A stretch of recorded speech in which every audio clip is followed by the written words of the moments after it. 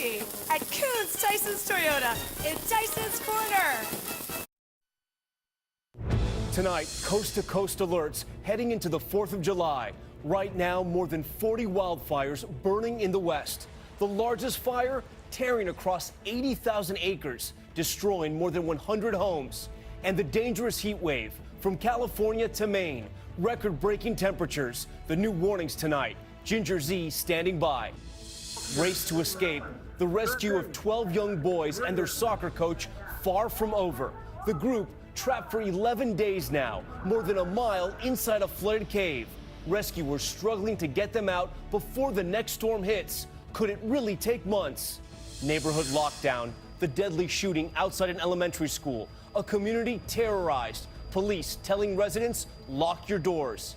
Your money, the crime surging at gas pumps across the country, thieves stealing your credit card number without you knowing it. And the deadly ferry disaster, passengers holding on to the sides for their lives, rescuers rushing to save 140 people as the ferry goes under. This is ABC World News Tonight with David Muir. Good evening, and it's great to have you with us on a busy Tuesday night. I'm Tom Yamas, in for David. And we begin with that searing heat across America tonight. Dozens of wildfires also burning in the west. One of the worst fires, take a look, in Colorado. It's one of the worst fires the state has ever seen, destroying more than 100 homes. Firefighters close to those flames, you see them there, battling to save the homes still standing. And tonight, heat alerts for 110 million people from coast to coast, and for millions of Americans, it will feel like triple-digit temperatures for the 4th of July. ABC's Clayton Sandell is on the scene of the spring fire in Colorado. Tonight, the U.S. is baking and burning. In southern Colorado, the spring fire exploding to 80,000 acres, one of the biggest in state history. This cabin, one of more than 100 homes destroyed. It looked like Hiroshima had another A-bomb dropped on it. Officials say the blaze was sparked by an illegal campfire. Heat and dry winds are supercharging 42 wildfires in 10 states, including this one in Northern California. In the east, an extreme triple-digit heat index from D.C. to Boston, where today they're practicing for 4th of July festivities and bringing in huge fans to cool the crowds. You need to stay hydrated. In Philadelphia, the heat wave knocking out power to this commuter train. Stuck on train now for almost 2 hours, and it's probably about 120 degrees on this train. And an air conditioning fail, forcing the evacuation of 50 seniors from this New Jersey nursing home. Temperatures pushing north of 100 degrees. That heat also a factor in these wildfires. Here in Colorado, you can see this wall of smoke has just turned the sky completely dark. More than 2,000 homes here are still evacuated, but with only 5% containment, this is going to be a long firefight, Tom. We can see all that haze there. All right, Clayton, thank you. And we do move on now. We want to get to Chief Meteorologist Ginger Zee. She's at the George Washington Bridge. Ginger, the big question tonight, just how much of a scorcher will it be for the 4th?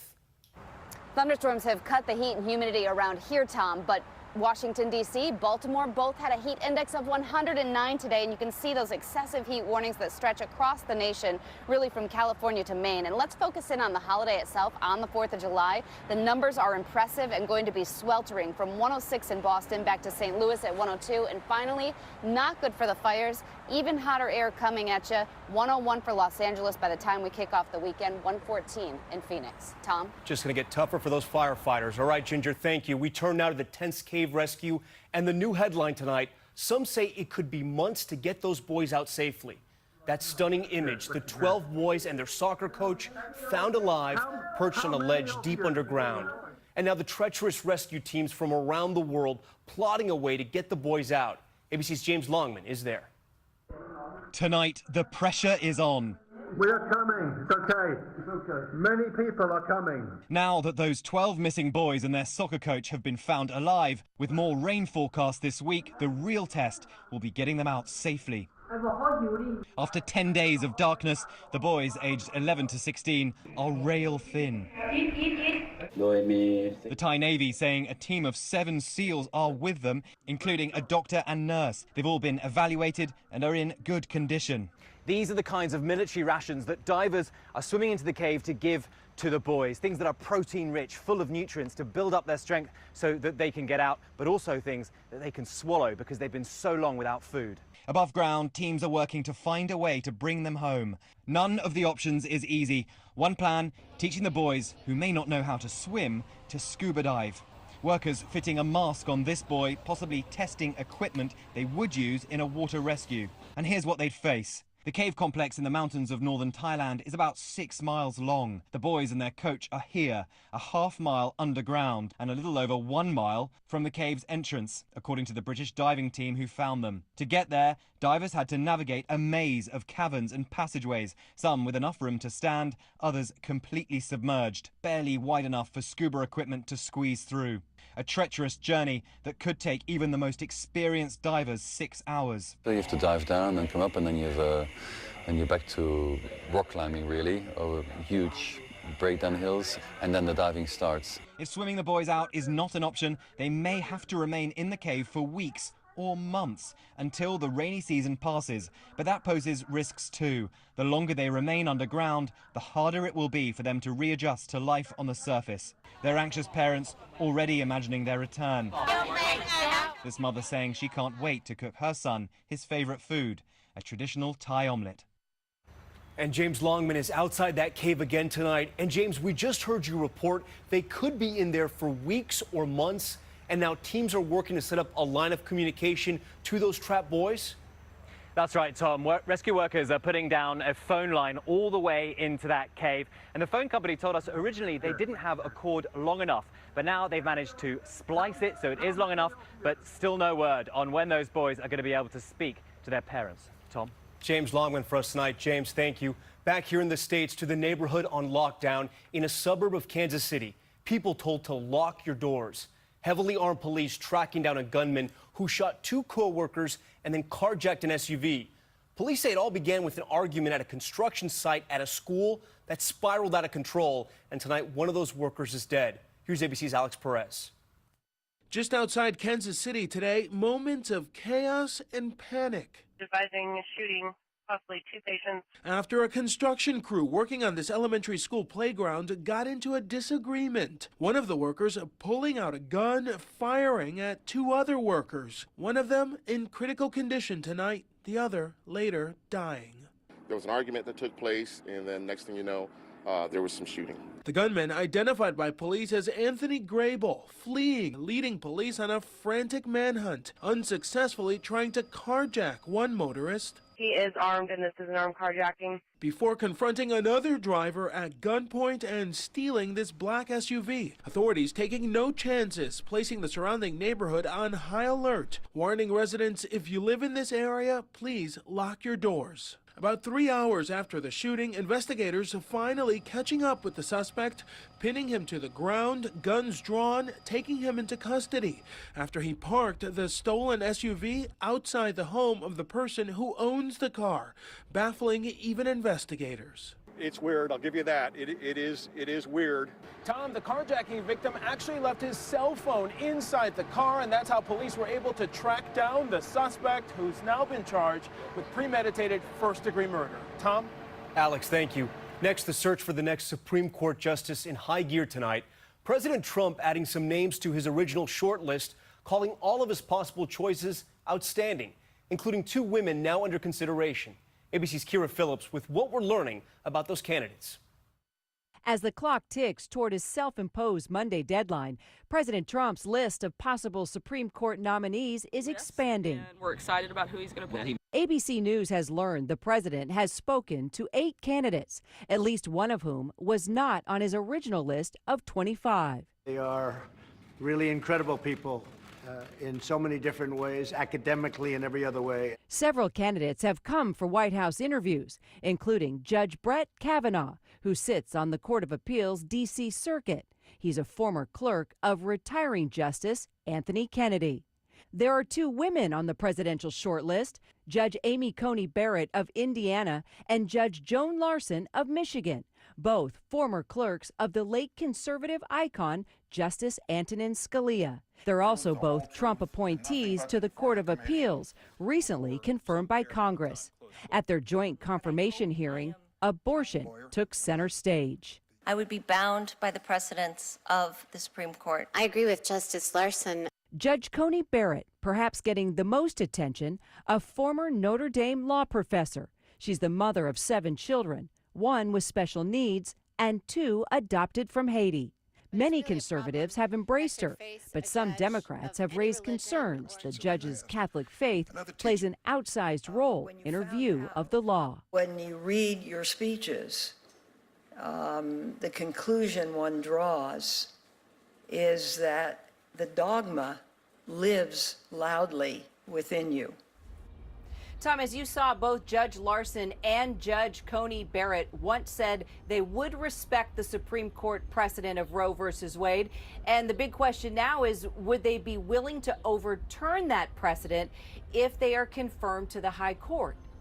That's the big question. And Kira, there's also news out of the Justice Department tonight on affirmative action. The Trump administration now encouraging colleges and universities not to consider a student's race in the admissions process. Right. Bottom line, it's another reversal of Obama administration policy. The White House now suggesting colleges take a race-blind approach for admissions. The new affirmative action guidance could also add to an already contentious fight over the next justice. Tom. Kira Phillips for us at the White House tonight. Kira, thank you. And just days before President Trump's face-to-face meeting with Vladimir Putin, a report confirming Russia's meddling in the 2016 election. The Senate Intelligence Committee, in a bipartisan initial finding, concluding that Putin and the Russian government had a clear preference for Donald Trump and that Russia's influence campaign was approved by President Putin. President Trump still questions whether Russia tried to help him win the presidency. Next to the desperate effort to save passengers on a sinking ferry boat. It happened just 200 yards off an island in Indonesia. Dozens of passengers clinging to its side, scrambling to get to lifeboats after the ship took on water and ran aground. At least 12 people have died, including 2 small children. Dozens of people are still missing. Back here in the States and to your money. A holiday travel alert now, as nearly 40 million Americans take to the road for the 4th of July holiday. The Secret Service is warning about a surge in crime at the gas pump, from devices hidden inside the pump to steal credit card numbers. ABC's Chief Justice correspondent Pierre Thomas explains. Watch here as these men appear to be tampering with a gas pump. It only takes a few seconds, and just like that, they've installed a device called a skimmer. Customers would never know it's there, but a skimmer is capable of siphoning off credit information and sending it wirelessly to fraudsters. And we're talking about thousands of customers being hit and millions of dollars being stolen. Thousands every day. Those criminals can use the information to produce thousands of counterfeit credit cards with stolen credit information. Authorities say they've seen a recent surge in this type of fraud. This past weekend, the Secret Service fanned out across the nation at more than 85 locations in 21 states hunting for skimmers. Since May, in just 2 operations, the Secret Service has recovered 136 of these devices. And according to the service, this type of credit fraud is generating hundreds of millions of dollars in losses annually. They'll take the stolen payment card number and then they will re-encode a gift card or a credit card, and then they will use that to buy electronics, gift cards, stuff that they can fence. The Secret Service says you can protect yourself by paying with your credit card inside the gas station or simply paying with cash. Tom? Pierre Thomas for us tonight. Pierre, thank you. And President Trump has ordered flags to be flown at half-staff today to honor the victims of the mass shooting at a newspaper in Annapolis. It came after the White House initially denied the request from the mayor of Annapolis. Today, the White House said the president had not been told of the mayor's request, but ordered the flags lowered when he found out about it. And there's still much more ahead on World News Tonight this Tuesday. The possible shark attack, the warning along America's shores, the young girl apparently bitten on the leg, witnesses hearing sudden cries for help. And news tonight about Kevin Spacey. More victims coming forward saying the Oscar winner sexually assaulted them. And the ABC News exclusive, survivors of that deadly boat explosion speaking out for the first time, saying the explosion felt like a torpedo hit their tour boat. Stay with us. The day after chemo might mean a trip back to the doctor's office, just for a shot. But why go back there when you can stay home? with Neulasta Onpro. Strong chemo can put you at risk of serious infection. In a key study, Neulasta reduced the risk of infection from 17% to 1%, a 94% decrease. Neulasta Onpro is designed to deliver Neulasta the day after chemo and is used by